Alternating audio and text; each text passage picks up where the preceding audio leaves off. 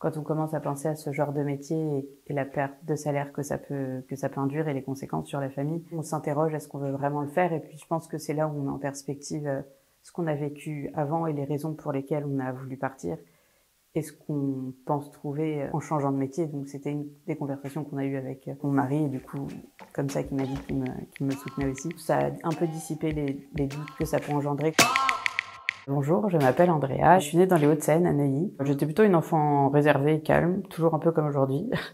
J'aimais beaucoup dessiner, j'ai toujours gribouillé un peu partout, je sais pas bien dessiner, mais j'aime bien laisser mon imagination se poser sur la feuille. Je me suis plutôt dirigée dans le droit, parce que j'avais l'impression de me sentir utile et d'avoir un impact un peu sur la vie des gens. J'ai commencé ma vie professionnelle en tant que clerc de notaire, d'abord en droit de la famille. Cette expérience a été plutôt assez brève et ensuite j'ai trouvé une autre étude où j'ai fait du droit immobilier. On passe beaucoup de temps à expliquer ce qu'on fait au final aux clients, à quoi ça va servir et pourquoi on le fait, pourquoi on leur demande tout un tas de papiers.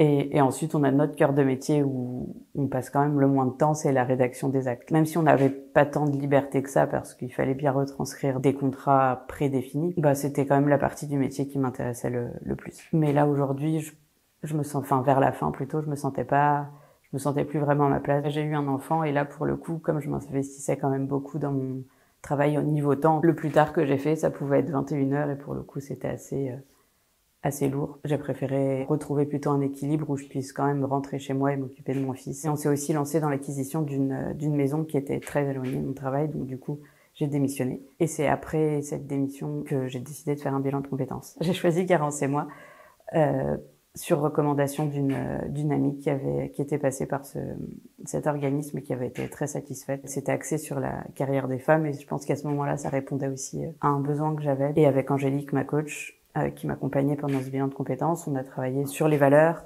sur ce qui m'intéressait maintenant. Je pense qu'il y avait un mot qui est ressorti de ce bilan de compétences, pour le coup, c'était le mot concret. C'est dans le sens où quand on commence, tout est à plat. Et quand on finit de créer, au final, on a quelque chose en 3D, qu'on peut toucher, qu'on peut voir et on sait à quoi ça sert. Et donc du coup, j'ai fait un atelier avec un ébéniste, puis un atelier avec un sellier, et c'est la sellerie qui en est plus ressortie. C'était avec un sellier en domaine automobile, donc je sais pas trop ce qui me plaît moi, et du coup, le métier de maroquinier lui m'intéresse plus. Parce que j'aime pour le coup bien les sacs, passer d'un patron à plat, de vraiment tout travailler, de créer le patron, de séparer toutes les pièces, de les réassembler pour après aboutir à un produit unique, fini.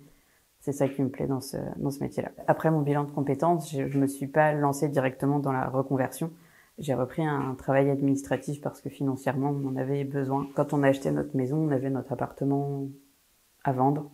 Il s'est pas vendu aussi rapidement qu'on l'espérait, donc on a beaucoup utiliser nos économies. Donc là, on voudrait refaire des économies avant de me lancer dans cette nouvelle aventure qui va, on le sait, conduire à une baisse de salaire au début. Quand on commence à penser à ce genre de métier et la perte de salaire que ça peut induire et les conséquences sur la famille, on s'interroge, est-ce qu'on veut vraiment le faire? Et puis je pense que c'est là où on met en perspective ce qu'on a vécu avant et les raisons pour lesquelles on a voulu partir et ce qu'on pense trouver en changeant de métier. Donc c'était une des conversations qu'on a eues avec mon mari et du coup, comme ça, qui m'a dit qu'il me soutenait aussi. Ça a un peu dissipé les doutes que ça peut engendrer. C'est pas parce que j'ai fait mon bilan là maintenant qu'il faut que je leur fasse tout de suite une formation ou même que je me lance auprès d'un artisan. Ça peut se faire sur plusieurs étapes.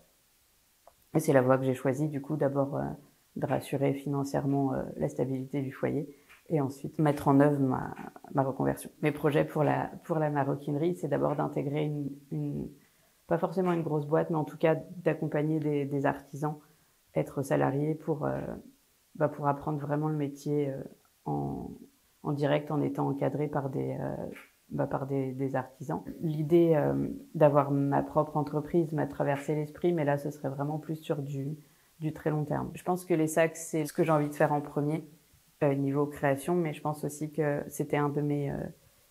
le cellier avec qui j'ai travaillé qui disait on pouvait tout faire du berceau au cercueil pour le coup, qu'il suffisait d'un petit bout de fil, et c'est un peu ça que j'ai envie d'essayer de développer si j'avais mon entreprise à moi. Mais là pour l'instant Ma feuille de route, c'est intégrer déjà les formations et avoir la formation. J'aimerais ne pas dépasser 3 ans pour une nouvelle formation. Ça me laisserait le temps de refaire des économies et d'avancer un peu sur notre projet maison. Se lancer dans une reconversion, c'est déjà, je pense, en énergie assez fort comme sensation. Je pense que la difficulté, c'est plus dans ce que nous, on s'est fixé. Si on s'est fixé une durée, si on s'est fixé un temps, si on s'est fixé une formation à faire, toutes les listes de choses qu'on peut se mettre dans la tête, et là, on va se dire notre liste est longue et ça peut sembler difficile, mais il ne faut pas se dire qu'on va se reconvertir demain, tout de suite, il faut juste le préparer. C'était Angélique, la coach, qui me disait de se fixer un peu comme quand on imagine construire une maison, avoir la base et ensuite monter. Là, c'est un peu pareil. Si on se dit qu'on a envie là, dans mon cas, d'être maroquinière, dire faire mes économies pour que de ce côté-là, je sois tranquille, donc ça avait une case de cocher. Ça permet de garder la motivation et en même temps, ça a aussi le côté satisfaisant de se dire qu'on avance dans un projet.